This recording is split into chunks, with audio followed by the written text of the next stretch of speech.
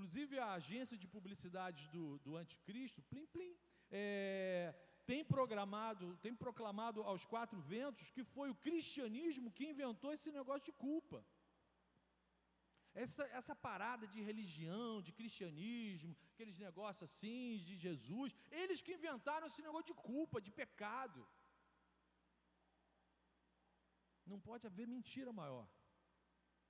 A noção de errar o alvo, a noção de culpa, a noção de pecado, é muito anterior na vida do ser humano do que a revelação especial da palavra de Deus. Muito antes da gente ter o conhecimento formal de que a gente tem essa parada de culpa e de pecado, os seres humanos já viviam tendo que administrar esse peso da culpa na sua existência. Deus colocou em todos os seres humanos a semente do religare, a semente da religião, de ter sede, de ter contato com Ele, em todo mundo. Todas as religiões do mundo comportam algum tipo de definição de pecado, algum tipo de definição de culpa. Os filósofos pré-cristãos, Platão, Aristóteles, produziram os seus escritos permeados do conceito de culpa e de pecado, mesmo não sendo cristãos.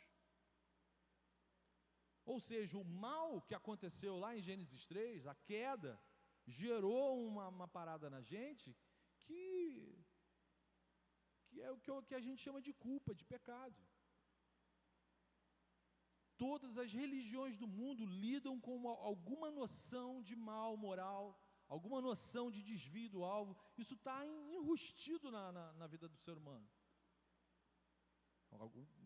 Na nossa humanidade, ter alguma medida moral e social para o comportamento humano, independente da cultura. Independente da cultura. E os que se dizem desconectados de religião, que tem uma galera que defende, eu não expresso fé nenhuma. A minha fé é não expressar fé alguma. Como é que fica a situação desses que não acreditam em pecado? Tem uma galera que, não acredito nisso. Eu não acredito em bonequinho de barro, costelinha que virou mulher. Eu fiz o curso, ninguém me pagou, não vou fazer propaganda também. Eu não acredito nisso. Como é que fica a situação daqueles que não acreditam em pecado, aqueles que não acreditam em culpa? A existência dessas pessoas fica próximo de um sociopata. O cara que não acredita em pecado, que não acredita em culpa, a situação dele está beirando a sociopatia. Pelo menos teoricamente falando. O sociopata é o cara sem pecado. O sociopata é o cara sem culpa. É aquela pessoa sem consciência moral. Ele mata 30 criancinhas e vai no McDonald's e pede um McLanche feliz. Come, repete e pede. Fiz propaganda, deu vontade de comer agora a parada. O sociopata é a pessoa sem consciência moral. Não tem crise. Ele não tem crise.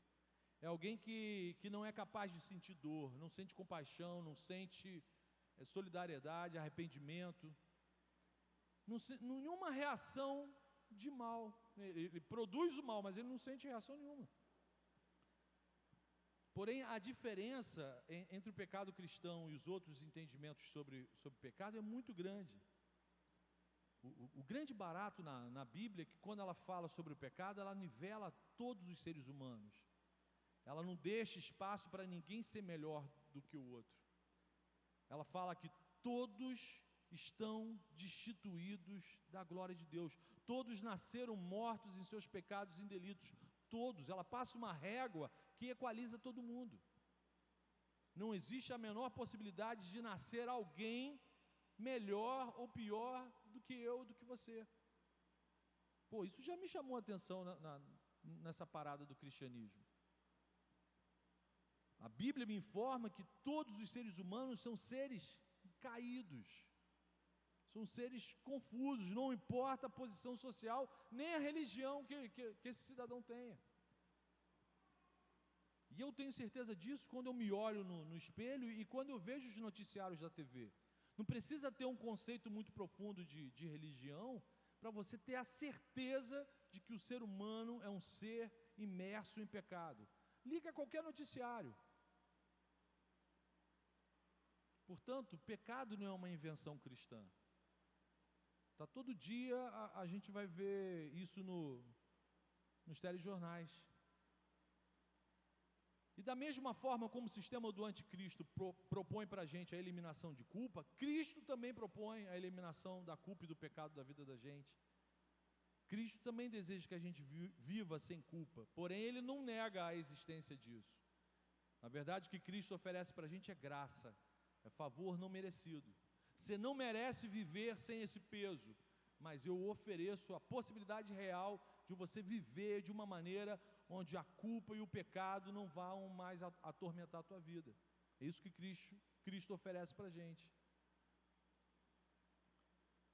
Não há quem escape dessa dependência da graça. Todo ser humano depende disso. Então a nossa culpa, o nosso pecado gera dor na gente, gera dor nas pessoas que andam com a gente, que se relacionam com a gente, gera tristeza na gente. Como é que a gente dá um fim nisso? Cristo propõe isso. É fácil você perceber como que todas as culturas têm uma noção real de pecado. Por exemplo, quando eu falo mal de um amigo, não existe razão que me justifique de eu estar falando mal de alguém. Independente da sociedade ou da cultura, um Judas Iscariotes, um traidor, vai ser sempre malhado. Vai ser sempre malhado. O mesmo para o covarde, para o mentiroso. Você já viu alguma sociedade que celebra o covarde?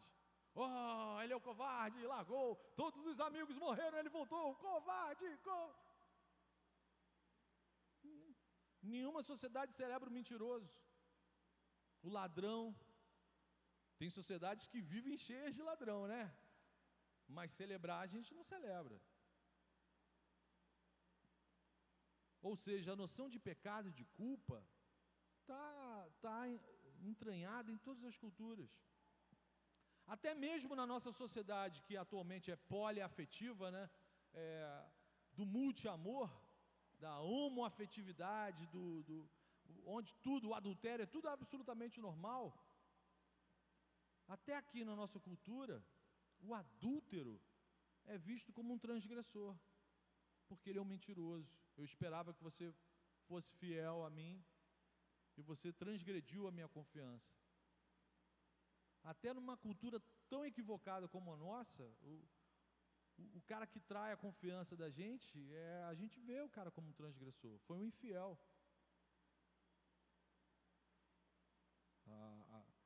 Até mesmo na nossa sociedade maluca, o adúltero só é visto com uma certa tolerância se ele não estiver traindo você, né? Se ele estiver traindo você, você não vai tolerar o cara. A grande verdade é que o cristianismo precisa sim ressuscitar na gente e nos nossos amigos a noção real de culpa e de pecado. Justamente para você poder dar a boa notícia, você tem que lembrar as pessoas da má notícia.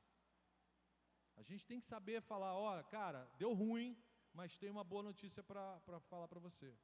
Porque se as pessoas não tiverem o credo da má notícia, elas não dão valor para a boa notícia. Querido, animal não peca, os animais não pecam. Os animais não têm crise moral, só os humanos pecam. O cristianismo não inventou nem pecado nem culpa, essas coisas fazem parte da condição humana.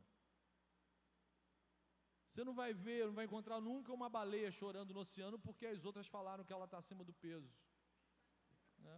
Postaram minha foto, eu vi no Facebook. A gente faz essa maldade, as baleias não. Só que o cristianismo, agora sim, preste atenção, você pode falar isso para os seus amigos. O cristianismo inventou o perdão. Amém? O cristianismo inventou o perdão. Me apresenta uma outra expressão religiosa que tenha inventado a graça, o perdão, que tenha inventado alguma coisa que causa refrigério na alma. Essas coisas fazem parte do cristianismo. Fala isso para o seu amigo de oração, que às vezes te acusa a sua fé de uma coisa que ela não é, que ela nunca fez.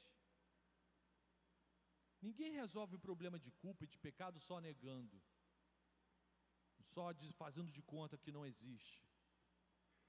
Na melhor das hipóteses, você vai parar no hospício. Na melhor das hipóteses, se não virar um sociopata, um Bin Laden da vida, você vai parar no hospício. Não adianta disfarçar, fazer de conta que não tem culpa enraizada no seu DNA. Não adianta a gente beber para ficar bêbado, para esquecer da culpa. Que aí você ainda depois se sente mais culpado. Não adianta, por exemplo, a gente fumar, utilizar alguma substância química para aliviar esse peso, porque a coisa vai ficar mais pesada. Não adianta utilizar esses subterfúgios que só aumentam o peso da culpa. E aí Cristo resolve isso radicalmente, assumindo a realidade da culpa, assumindo essa condição, e oferece para a gente perdão, reconciliação, restauração, por meio de arrependimento, que é a mudança de vida. Arrependimento é a gente reconhecer que, cara, eu vivia pisando na bola, não vou mais pisar. Eu estava andando para lá, agora eu vou andar para cá. Arrependimento é isso, você reconhecer que estava pisando na bola e confessar. Você tem que confessar isso para o cara que está te oferecendo graça. Jesus, de fato, eu pecava. Eu queria que o mundo girasse em torno do meu umbigo. Eu queria que o meu pai só amasse a mim, não amasse mais ninguém. Eu queria que o mundo vivesse aos meus pés. Realmente eu pequei, eu não quero mais ser assim. Eu reconheço que eu sou um egoísta psiquiátrico. Me perdoa. E aí o arrependimento e a confissão a Cristo arrebentam as correntes da culpa. Muda o nosso semblante, muda a nossa psique, as nossas emoções. Segunda oferta que Cristo e o anticristo oferecem para a gente: felicidade.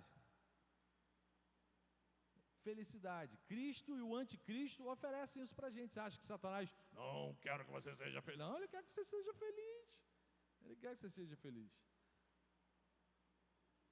A felicidade, o bem-estar e a plenitude é um anseio básico de todo ser humano, principalmente o ser humano atormentado pelo peso do pecado. Então, criaturas caídas nascem com o desejo de serem felizes. E aí o anticristo apresenta a felicidade como um direito, melhor, como uma obrigação. Você tem que ser feliz. Cara, se você não está sendo feliz, larga isso, para de fazer aquilo. Ou então passa a fazer isso, independente do que os outros vão falar, vão sentir, vão dizer, né? Que o resto do mundo se exploda. Tem até um hino, né? O que eu quero é ser feliz. Então.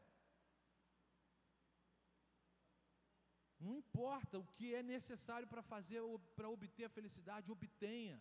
Você tem que ser feliz. O anticristo diz isso para a gente. Você merece ser feliz, mesmo que isso gere a infelicidade de outras pessoas. Você não tem como resolver o problema de todo mundo, você tem como resolver o seu problema. E é isso que os pastores do anticristo estão afirmando por aí, por vários lugares. Pare de sofrer, venha ser feliz. E aí na TV, nas músicas, nas salas de aula, faça isso, faça aquilo, experimente isso. Mas isso vai entristecer meus pais? Diz que não, seus pais são retrógrados. É aquela droga de fé que eles seguem, que eles acreditam. Esquece isso. Está todo mundo fazendo isso, faz também, você vai ser feliz. Querido, a primeira coisa que você precisa guardar: Jesus não tem nada contra a nossa felicidade. Só que a prioridade para a vida da gente não pode ser a felicidade, tem que ser a santidade. Pecador tem que ser santo, não tem que ser feliz. Pecador feliz é um perigo na face da terra. Porque pecador feliz é um egoísta no seu estado deslumbrado, pleno. É a louca desvairada por aí. É um monstro solto, sem freio.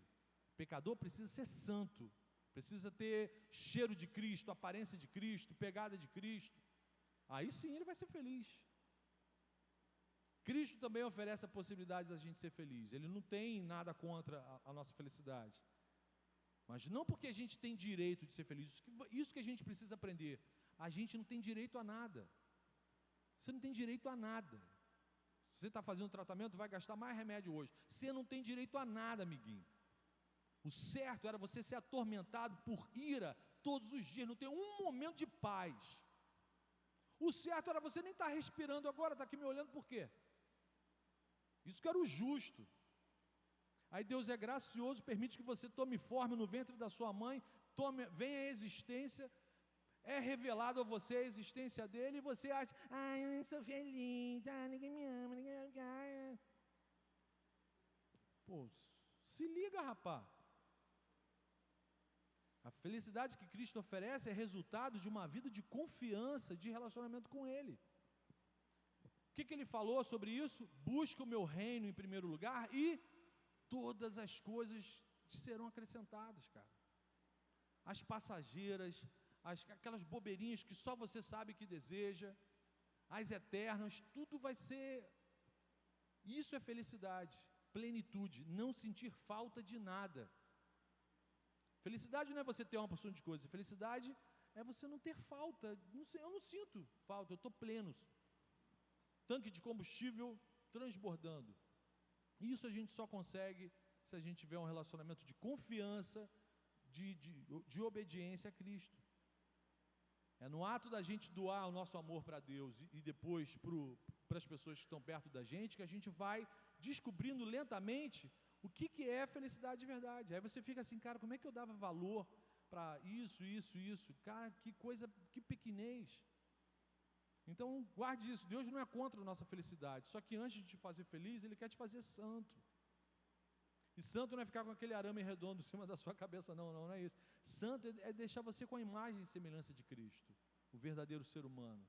Terceira oferta, que eu gostaria de analisar com vocês, depois a gente vê se compra alguma coisa. Terceira oferta, a liberdade. Tanto o anticristo como Cristo oferecem para a gente a liberdade. A liberdade que o anticristo oferece é para você fazer o que você quiser, como quiser e quando quiser, como se isso fosse possível. Você tem que ser livre para fazer o que você quiser, a hora que você quiser, quando quiser. Você até leu isso na Bíblia? Tudo me é permitido. Está na Bíblia, está lá na tua Bíblia dos crentes. É isso que Satanás fala para a gente. Você tem que ser livre, cara. Não deixa teu pai falar nada para você, para te castrar. Teu pastor vai te castrar. Quem é ele para te castrar? Aquele barrigudo, cabeça branca. Depois eu prego a mensagem dos ursinhos carinhosos, né? Uma galera que zoou o pastor careca. Mas depois é outra pregação. Depois que o Clóvis me chama que eu prego o McLanche Feliz dos ursinhos carinhosos. Uma mensagem linda, profunda. Vem das entranhas. A liberdade que o anticristo oferece para a gente é para a gente fazer o que a gente quiser. Satanás nos oferece uma liberdade que no final a gente fica refém dessa liberdade. A gente fica mergulhado num mundo de ilusão que só vai frustrar a gente. E aí Cristo, além de me oferecer a verdadeira liberdade, Ele deseja de fato que a gente seja livre. Mas é livre da escravidão do pecado, livre dos nossos próprios maus caminhos. Paulo afirma isso, foi para a liberdade que Cristo nos libertou. E ele conclui dizendo, porém, não use a liberdade para dar ocasião à carne, sede antes servos uns dos outros pelo amor. Então, Cristo de fato deseja que sejamos livres, mas livres do quê? Dos nossos maus caminhos, dos nossos desejos malucos. E ele fala, cara, não usa a liberdade, você agora não é mais escravo do pecado, você não é mais obrigado a fazer aquelas loucuras que você fazia antes. Não usa a liberdade que Cristo está te dando para você dar vazão a desejos carnais. E é só quando a gente ama Jesus de verdade que a gente se descobre livre. Quem não ama Jesus ainda não sabe o que é viver sem corrente. Ou seja, as semelhanças são sutis, viu? Eu falei de 3 coisas que mexem com a vida da gente muito, muito, muito. Culpa, liberdade, felicidade. Todo mundo o tempo todo correndo atrás disso. As semelhanças são muito sutis. Como que a gente vai diferenciar isso? Os profetas do anticristo estão por aí o tempo todo nas salas de aula, travestidos de professores, travestidos de alunos, nas ruas, dentro da igreja. Dentro da igreja está cheio de pregador do anticristo. Às vezes a gente até sente o cheiro de enxofre. É o catiço que está nessa criatura. Ou então ele não tomou banho, tadinho. Às vezes ele está muito perto da gente. Parece que é crente, mas não é. Parece que ama Jesus, mas não ama. Parece que está levando a parada a sério aqui na igreja, mas não está levando. Parece que é uma boa amizade, Marcão, mas não é. Poxa, Marcão, mas ele está na igreja. Satanás também. É aquele crente que te pilha o tempo todo para fazer uma parada que você sabe que é errada. Não precisa perguntar para o discipulador, para o Clóvis, para o Fabrício. Fabrício, fazer parada errada é errado? Você sabe que o cara da igreja está te chamando para uma parada que às vezes até Satanás tem medo de ir. Não, nós somos crentes, não vai acontecer nada. Vamos lá no show de não sei quem, no show de não sei o que lá. O que você vai fazer nessa parada? Tem show e tem show. Tem show que a gente vai para assistir. E tem show que a gente vai porque a gente é que quer dar o show. Paulo fala o seguinte para alguém que está querendo ter um relacionamento sério com Cristo: quer bebais, quer comais, quer façais qualquer coisa. Aí ele sentencia: qualquer coisa, fazei tudo para a glória de Deus. Então, quando te convidarem para fazer qualquer parada, você tem que se perguntar: isso vai ser para a glória de Deus? Deus vai se alegrar? Não precisa nem pensar nos pastores, nos pais, no Fabrício, no Clóvis, não. Pensa assim: o Espírito Santo vai se alegrar com isso que eu vou fazer agora. Se não vai, cara, não faz. Mas respondendo a pergunta lá da nossa meditação, como que a gente vai reconhecer essas ofertas que são tão sutis, as diferenças são tão sutis? Como que eu vou reconhecer uma oferta do anticristo aqui no nosso meio? A diferença está na cruz.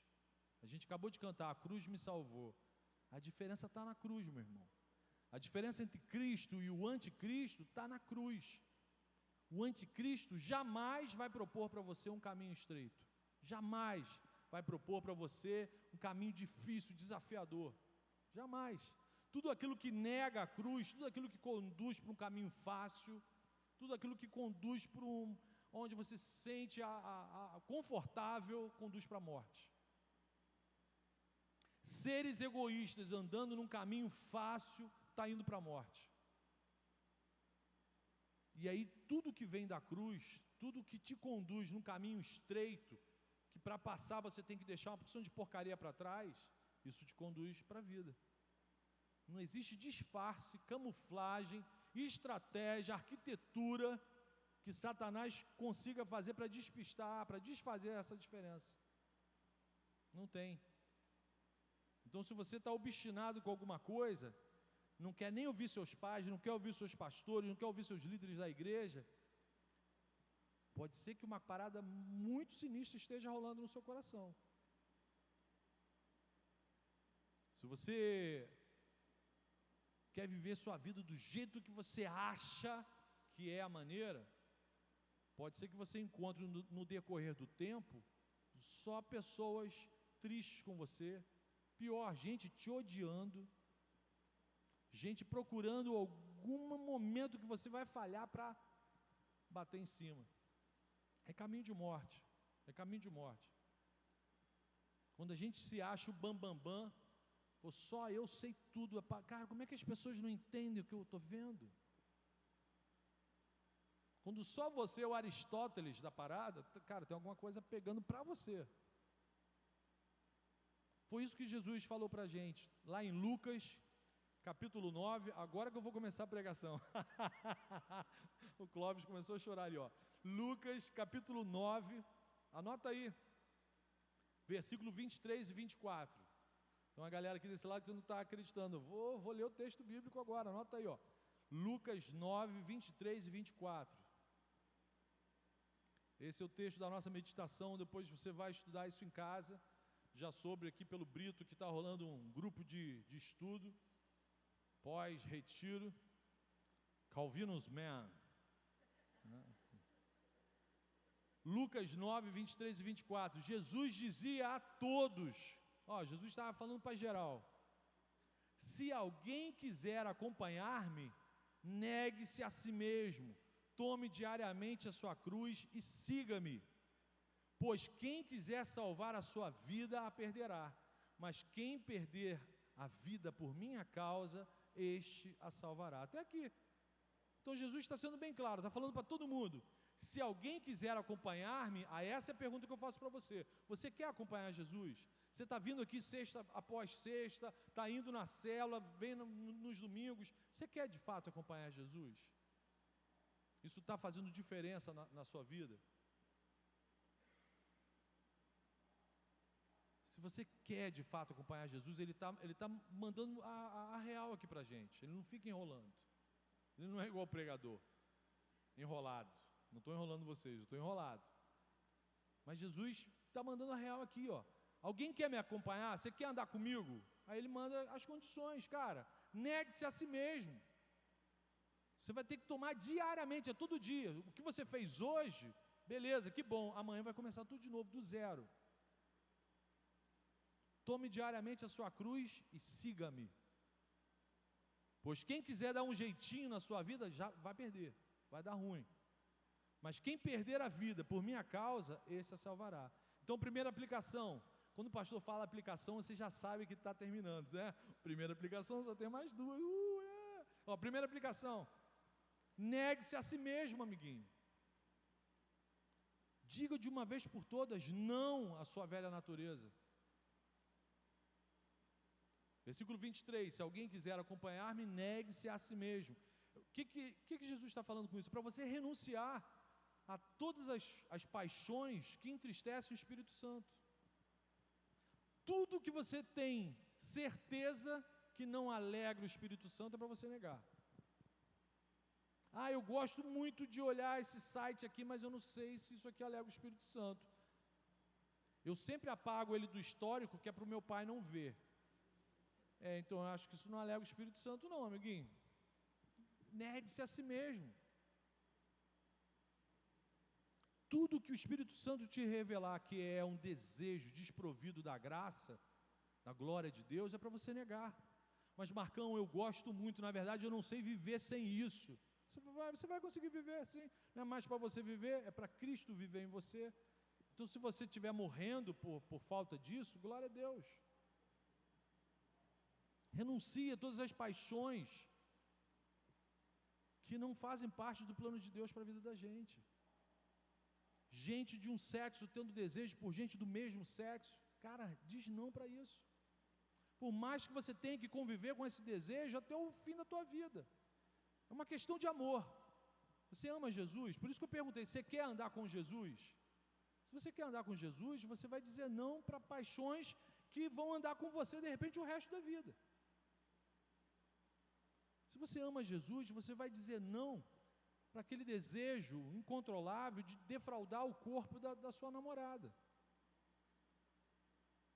Se você ama Jesus, se você quer que Jesus viva de fato em você, por amor a Jesus, aquele que me livrou da minha culpa, eu vou dizer não para os meus desejos egoístas, para as minhas crises de meninice que eu dou dentro de casa, para a minha postura idiotizante diante dos meus pais.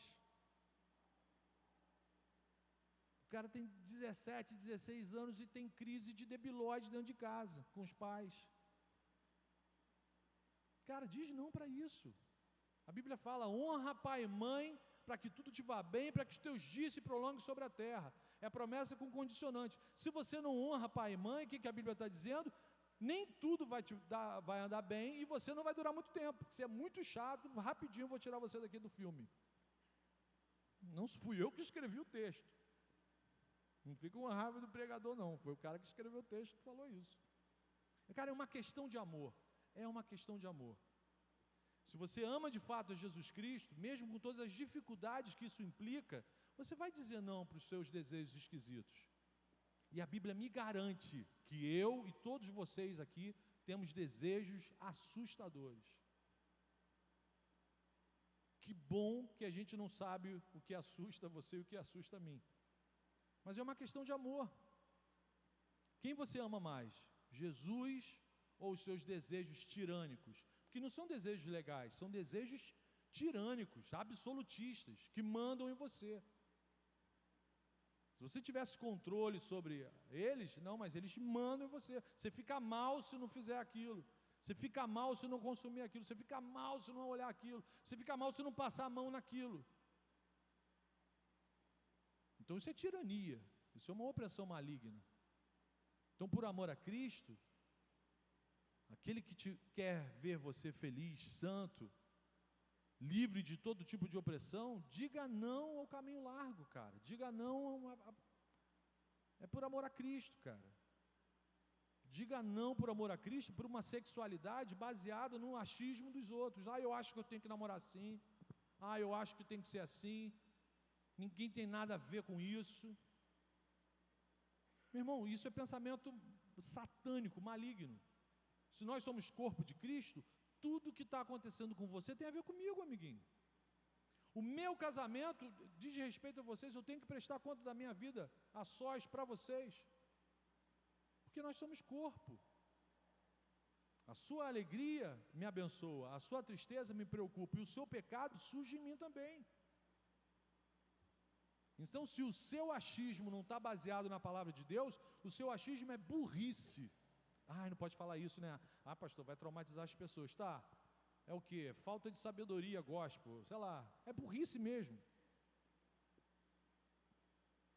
Segunda aplicação, Jesus continua falando, se alguém quiser acompanhar-me, ou seja, se alguém quiser me amar, se relacionar comigo, negue-se a si mesmo, e segundo, tome diariamente a sua cruz. Que parada é essa de tomar cruz, Marcão? Nunca vi os pastores lá da igreja andando com cruz, que parada é essa? Tomar a cruz diariamente é você condenar a pena de morte o seu egoísmo, o seu ego, o seu eu. É você levar o seu eu egoísta para a cruz. Para aqueles homens, para aquela cultura, isso fazia todo sentido. Semanalmente eles viam uma porção de gente sendo executada na cruz. Então, quando Jesus fala para os caras, negue-se a si mesmo, tome a sua cruz, eles entenderam perfeitamente. Assume a pena de morte, leva o seu egoísmo para a pena de morte. Não tem pena branda, não tem prisão perpétua, não. É pena de morte. O seu ego é o que acaba com você, é o que magoa as pessoas à sua volta. Condena isso à pena de morte. Condena a sua imoralidade para a cruz, leva isso para a cruz. Leva as suas sociopatias para a cruz. Você tem que levar tudo que é seu para a cruz, para só Jesus viver em você. A gente não canta? Vive em mim, meu Salvador, vive em mim. Ele só vai caber dentro de você se você for embora. Só tem um banco aí dentro do seu coração. Então, como um gesto de confiança e de gratidão a Cristo, leva o seu eu para a cruz. Não sou mais eu quem vivo, mas Ele vive em mim. Aí faz sentido a gente cantar isso. Aí é maneiro. Porque as pessoas vão começar a ver Cristo na gente. Se diariamente eu vou me esforçar intencionalmente, essa parada também não vai acontecer assim do nada, não. Estou andando assim, fui para a cruz. Não vai acontecer isso, não. É um movimento intencional, voluntário. E independe de você estar com vontade, porque isso aqui depende de obediência. E você pode até falar isso para Jesus: Jesus, olha só, não estou com vontade nenhuma. Na verdade, o que eu estou com vontade de fazer agora é justamente ir para o caminho largo. Mas por amor ao Senhor, eu vou levar esse meu ego para a cruz. É decisão, é intencional. Aí sim, se ele estiver vivendo em você, você vai parar de magoar os outros. Você vai parar de ser um estorvo na vida dos outros. As pessoas vão passar a gostar de andar com você. As pessoas vão começar até a falar: cara, eu me sinto bem andando com você. Que maneiro, eu não sei o que é, não sei se você passou a escovar o dente, usar perfume, tá bom andar com você. Não tem uma galera que assim, que é bom andar com a pessoa? É Jesus, cara. E finalmente, a terceira aplicação, Tem gente babando já no ombro do irmão ali, virou a madrugada acordado. Se alguém quiser acompanhar-me, negue-se a si mesmo, tome diariamente a sua cruz e siga-me. Tem esse imperativo, o último imperativo. Tem total relação com a obediência. Significa que confiar em Jesus é obedecer a tudo que ele falou. Cara, quem diz que ama Jesus, que confia em Jesus e não obedece a Jesus, é um bipolar, é um dupla personalidade, está vivendo uma esquizofrenia. Vai ficar doente, hein? Quando eu confio, eu obedeço. Se eu desobedeço, é sintomático. Eu estou falando, eu estou dando testemunho de que eu não conheço Jesus. De repente eu tenho um conhecimento intelectual superficial de uma religiosidade, mas se de fato eu conheço Jesus, eu obedeço. Quem confia, obedece. Não existe cristianismo sem obediência a Cristo. Não existe. E aí no versículo 24, Jesus manda a real do que acontece se a gente embarcar na vibe do anticristo. Versículo 24. Pois quem quiser salvar a sua vida, vai perder. Quem seguir o caminho contrário da cruz, já está perdido.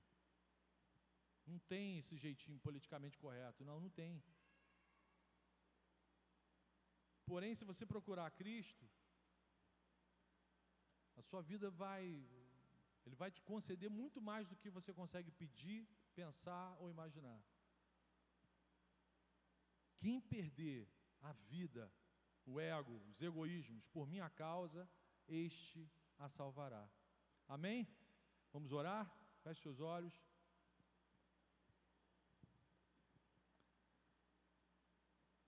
Senhor Jesus, ajuda a gente a crescer, Senhor. Ajuda a gente a crescer, ajuda a gente a ficar esperto, Senhor, para reconhecer as ofertas que são apresentadas por nosso coração, que não tem parte com o Senhor. Por favor, Senhor.